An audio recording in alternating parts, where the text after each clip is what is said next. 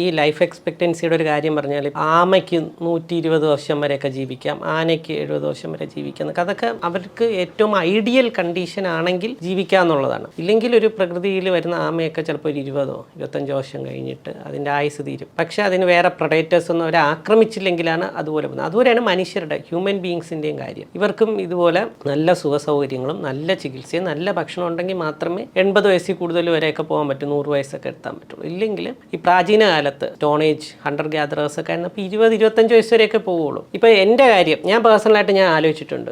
ഞാൻ ഈ കാലഘട്ടത്തിൽ ജീവിച്ചിരിക്കുന്നതുകൊണ്ടാണ് നമ്മളിപ്പോൾ ഈ സംസാരിക്കുന്നത്. ഞാൻ വല്ല 100 വർഷം മുമ്പാണ് ജീവിച്ചിരുന്നെങ്കിൽ എനിക്ക് 19 വയസ്സിൽ ഡെങ്കിപ്പനി വന്നു. അത് നല്ല രീതിയിൽ ചികിത്സയൊക്കെ ചെയ്താണ് രക്ഷപ്പെട്ട. ആ കാലഘട്ടമായിരുന്നെങ്കിൽ ഞാൻ അപ്പോഴേ വടിയായിരുന്നു. ഇനി വലിയ അസുഖവും വേണ്ട. നമ്മൾ സാധാ ഒരു പല്ലിലൊരു പോട് വന്ന് അല്ലെങ്കിൽ പല്ല് വശക്കേടായി വളരുന്നെന്ന് വെച്ചോ, ഇപ്പം നമുക്ക് അനസ്തേഷ്യ ഇതിൻ്റെ മരവിപ്പിച്ച് അതൊക്കെ എടുത്ത് മാറ്റി അതിൻ്റെയൊക്കെ പെയിൻ കില്ലറും ഒക്കെ തന്ന് ഇൻഫെക്ഷൻ ആവാതെയൊക്കെ ഒരു ഡെന്റിസ്റ്റ് ചെയ്യുന്നുണ്ട്. നമ്മൾ ഇതിന് നിസ്സാരം പല്ലിൻ്റെ പ്രശ്നം. ഇതൊന്ന് ആലോചിച്ച് നോക്കിയേ, ഒരു 200 വർഷം മുമ്പാണ് വശക്കേടായിട്ടൊരു പല്ല് വരണമെങ്കിൽ അത് ഒന്നും ചെയ്യാൻ പറ്റില്ല. ഇല്ലെങ്കിൽ പാറക്കല്ലിട്ട് അടിച്ച് പൊട്ടിക്കണം, അതെടുത്ത് മാറ്റി അതിന് ബ്ലഡ് അതിനനുസരിച്ച് ഒരു ഇൻഫെക്ഷനാവും. ഒരു പല്ലിൻ്റെ കേസാണ്.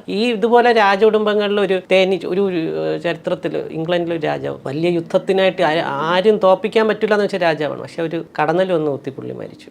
ഇതാണ്